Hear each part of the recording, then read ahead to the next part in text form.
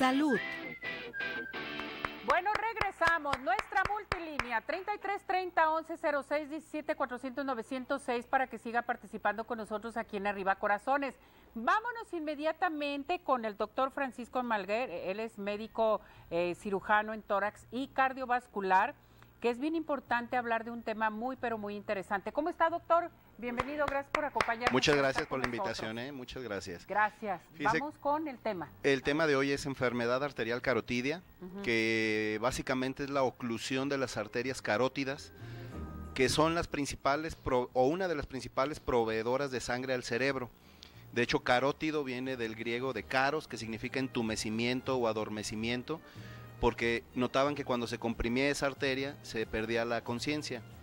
Entonces, la enfermedad arterial carotidia está asociada a los mismos problemas que causan oclusión de las arterias del corazón o de las piernas, que son hipertensión arterial sistémica, tabaquismo, diabetes, dislipidemia, es decir, elevación de colesterol o de los triglicéridos, o una disminución en el HDL, las lipoproteínas de baja densidad, y con la edad también, es decir, hay veces que es muy difícil prevenir este evento.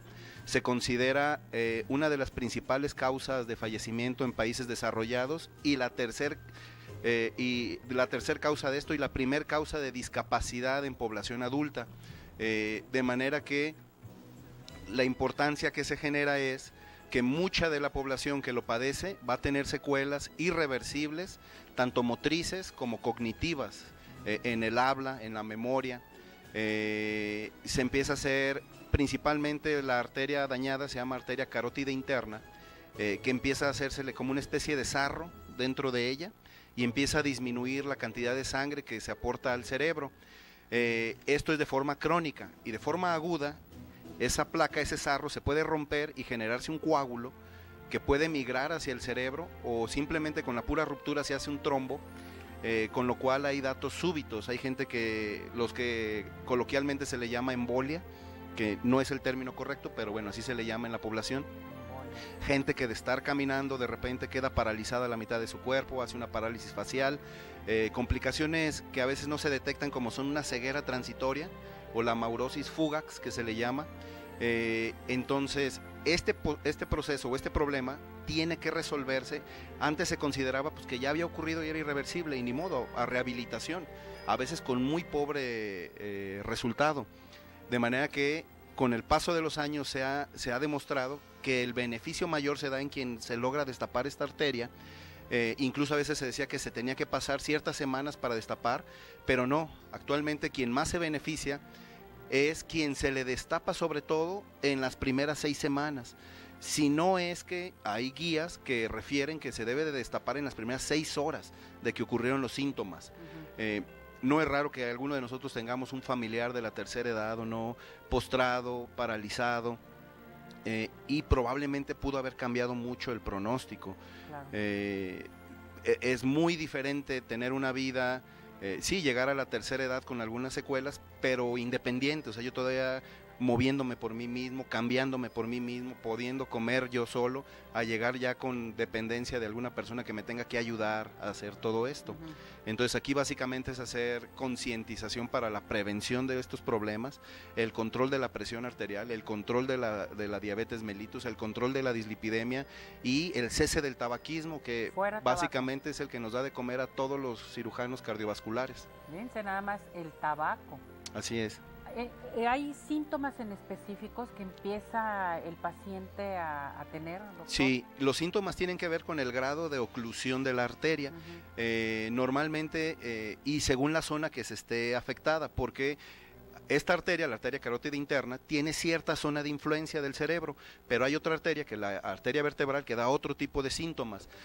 Son síntomas tan leves, desde problemas de la memoria, súbitos, desde problemas para hilvanar frases seguidas o para deletrear, o incluso problemas de la visión. Todos estos síntomas que yo conozco a mi gente. Entonces, si yo conozco a mi papá, conozco a mi abuelo, conozco a mi hermano, y sé que él no es así, empiezo a notar cambios en esa percepción de su forma de comportarse, lo correcto es llevarlo a una atención de urgencia, porque este problema, como lo explicábamos, es de urgencia, y se le tiene que realizar. Hay un estudio que es muy noble, no invasivo, que es un ultrasonido de las carótidas.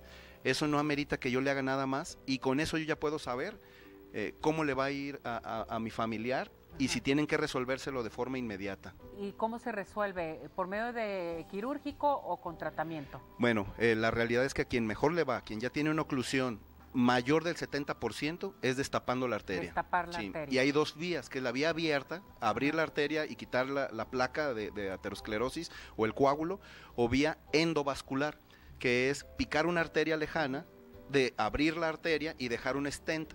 Esto lo va a decidir las condiciones generales del paciente.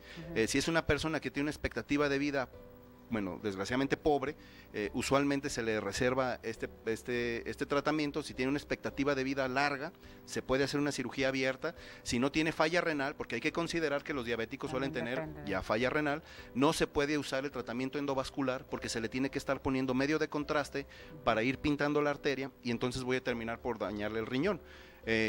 De manera que se tiene que hacer una evaluación para ver la edad, el tipo de lesión y las comorbilidades, si tiene un riesgo muy alto de infartarse o de falla renal. Pero finalmente, si tiene una oclusión arriba del 70%, tienen que destapar esa arteria.